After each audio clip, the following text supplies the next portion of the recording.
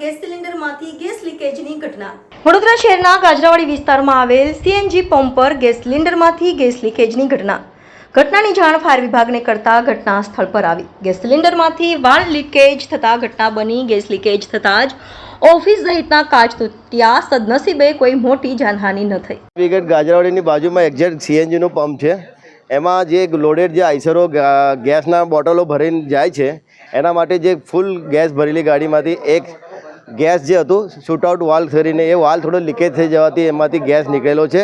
વધારે પ્રેશરના કારણે ગાડીઓમાં બાજુની ઓફિસ છે એમની એ ઓફિસમાં ગ્લાસ જે છે બારીઓના વિન્ડો બારીઓ બધી એ ધડાકો થઈને બધી કાચ તૂટેલ છે અને ગેસમાંથી સદન ઓફિસર તરત દોડી આવ્યા છે એમના પોતાના અને બધા વાલ્વ એમને જાતે બંધ કરેલ છે અને ગેસ બંધ થઈ ગયેલ છે.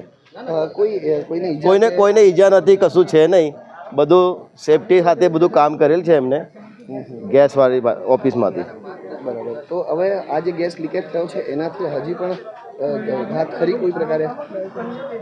હમણાં આ ગાડી છે, આ ગાડીના વાલ્વ જે નવા એમને જે કહી દેવામાં આવ્યું છે કે બધું સદન એ લોકોએ બધું મેન્ટેન વ્યવસ્થિત કરીને આગળનું બધું કાર્યવાહી કરીને ગેસ ભરવામાં આવશે. એ ગાડી પાછી મોકલી દેશે. આ ફૂલ લોડેડ ભરવા પછી ગેસ જે છે શૂટઆઉટનો વાલ્વમાંથી લીકેજ થયેલો હતો એટલે એક વાલ્વ એનો લીકેજ થઈને બહાર નીકળી ગયો એટલે ગેસ લીકેજ થઈ ગયેલું છે.